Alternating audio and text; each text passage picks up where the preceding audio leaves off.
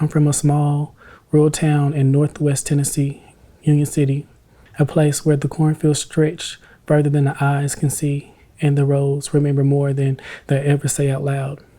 It's the kind of place where everybody knows your name, your business, and your great-great-great-grandfather's secrets, where the church bells ring louder than protest, and the past still lingers in the air like pollen, thick, burdensome, inescapable.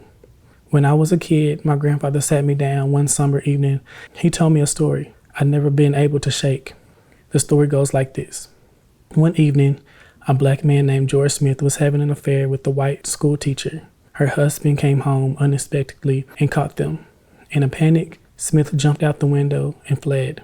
But this was the Jim Crow South, where black desire, especially directed towards white women, was not only taboo, it was dangerous, deadly. Fearing the consequences, the woman accused George of sexual assault. What followed was swift and brutal. Her husband, along with a group of angry white men, went looking for him. They didn't know what he looked like, only that the woman claimed she scratched his face, leaving behind a scar. I was a very flamboyant person growing up, just naturally. And of course, my skin color. I had to deal with the bullying and the racism and the homophobia from not only, my classmates, but from my family members, especially in middle school and fifth grade. I felt like I didn't have anybody, so I became very reserved. I started writing because I feel like that was the only way for me to get my feelings out. Being queer and being black, having to deal with things like people wouldn't want to sit by me on the bus. When you feel like you don't have anybody and you don't have anybody to protect you, you live in your mind and be more creative. And when I decided to go to school in Memphis, I think it really pivoted my life significantly.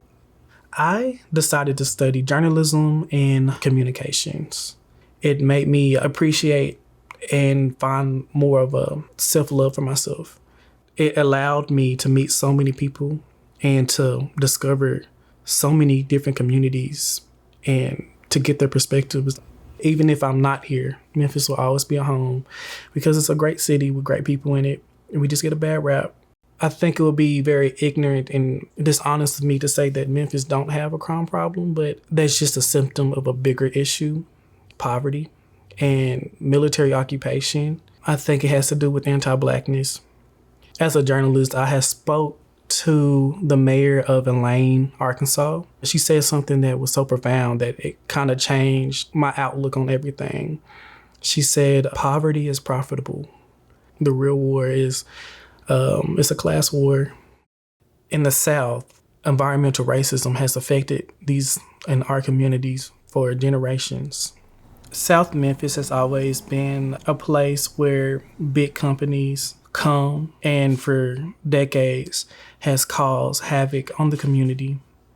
Elon Musk came in and opened up XAI secretly and having the city sign NDAs. All of that gas and chemicals that is in the air has immediately affected the community. It's a cesspool of cancer and asthma. Even if you go to that area, it smells horrible. You will get a headache. It's really heavy to think about because Black communities and brown communities has constantly been affected. And when we fight back, we are labeled as aggressors. I don't think anybody wants to spend their life continuously fighting. You pretty much don't have any choice. You either do something now and relieve the symptoms of the climate crisis or fascism, or you suffer tremendously.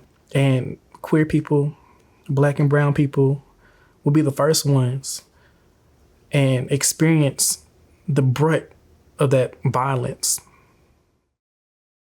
I stayed in the South because I cultivated a community that otherwise I don't know if I could find. I was raised here in the South. My great aunt was gay. My dad is an immigrant. I grew up watching Drag Race with my mom, actually. I don't even know why I'm crying. But I always knew it was okay. My whole family does. I think the South is labeled as a land full of ignorant conservatives and don't realize that the South is so diverse. Majority of black people is from the South, and so it's a place where I can see myself. Even if I have to look a little harder, I think if I move anywhere else, I won't be able to find that. And I like to know the biggies, but I feel, and from my experience going other places, they're very nice, nasty, and the microaggressions, and they would like to have the aesthetic of being progressive and liberal, but their actions never shows. So at least I know who I'm dealing with in the South versus elsewhere. Even if the setting in my book changes, when it gets heavy, I return to that river. I sit on the same hollowed out tree trunk by the bank, facing the neon glow to the Memphis, Arkansas bridge. I watch the water move, steady and indifferent, like it's carrying the stories of all of us, whoever felt too much or not enough.